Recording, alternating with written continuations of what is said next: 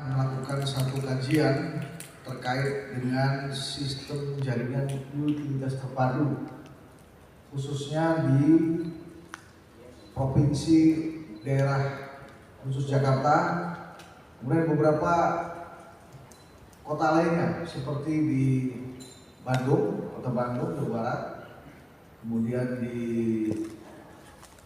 daerah istimewa Yogyakarta, kota Semarang, dan kota Surabaya.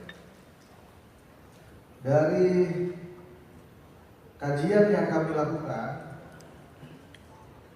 Jakarta harus diakui adalah yang paling maju dibanding dengan provinsi maupun kabupaten kota lainnya dalam konteks sistem jaringan utilitas terpadu. Di Pemprov Jakarta ini dikelola oleh dua BUMD, yaitu Jakarta Propertindo, Jakpro, dengan satu lagi PD Sarana Jaya. Tapi yang paling besar itu yang mengelola adalah Jakpro, yang masih menggunakan APBD. Tetapi dalam capaian pelaksanaan programnya hanya sekitar 20%-an, belum sampai menyentuh ke lebih daripada itu. Tidak lain tidak bukan karena kendalanya adalah anggaran. Ya, kita bisa lihat bagaimana di Jakarta kabel-kabel berseliweran, baik listrik, optik, kabel optik, internet, telepon dan lain-lain, yang masih semrawut. Tapi ada yang sudah rapi, khususnya di wilayah Jakarta Selatan. Nah, bagaimanapun kendala anggaran ini memang masih dialami oleh Pemprov daerah Jakarta. Akankah kekurangan dari capaian target sistem jaringan utilitas terpadu itu akan dipenuhi? Kita lihatlah di tahun yang akan datang, yang mungkin juga nanti akan tampil dalam pembahasan di diskusi hari ini. Pastinya pemerintah tidak sanggup nampaknya hanya mengandalkan APBD atau APBN, apalagi membangun satu infrastruktur jaringan utilitas terpadu yang berbiaya tinggi. Ada banyak sektor swasta yang harus dilibatkan di situ. Nah, oleh karenanya dalam konteks pelibatan sektor swasta ini tidak bisa menjadi satu intervensi bagi Pemda maupun pemerintah pusat misalnya untuk menarik sebesar-besarnya kontribusi dari sektor swasta itu. Karena kadang sektor swasta pun membangun kalau ada untungnya saja. Nah, sedangkan Pemda mau membangun nggak ada anggarannya kan juga sulit. Oleh karena ini harus ada satu regulasi dan koordinasi kolaborasi yang bagus antara pemerintah dengan sektor swasta. Nah, dalam konteks ini maka Presiden Joko Widodo itu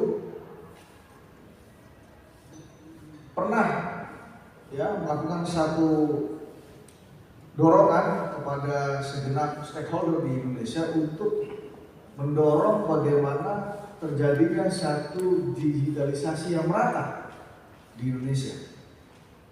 Namun faktanya sampai dengan sekarang digitalisasi ini masih relatif belum merata, mungkin masih sangat jauh ya, apalagi wilayah-wilayah yang di luar Jawa.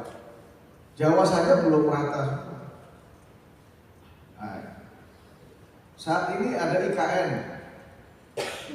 sistemnya lebih maju dari sistem jaringan utilitas terpadu yang ada di Jakarta. Sudah menggunakan multi channel. Cuman IKN kan masih berjalan terus, masih berprogres. capaian pembangunannya.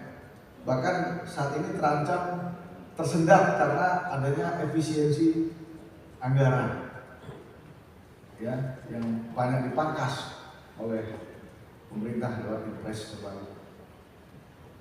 Bapak Ibu yang saya muliakan, transformasi digital ini terdiri dari beberapa inovasi dan teknologi digital yang menghadirkan struktur, praktik, nilai, pengaturan, dan keyakinan baru yang mengubah, mengganti atau melengkapi aturan yang ada dalam satu organisasi maupun ekosistem, terutama di sektor industri. Kemudian transformasi digital ini sangat penting bagi semua perusahaan industri dan sektor pemerintahan yang sangat bergantung pada sistem teknologi informasi, strategi, dan sumber daya manusia. Transformasi digital ini juga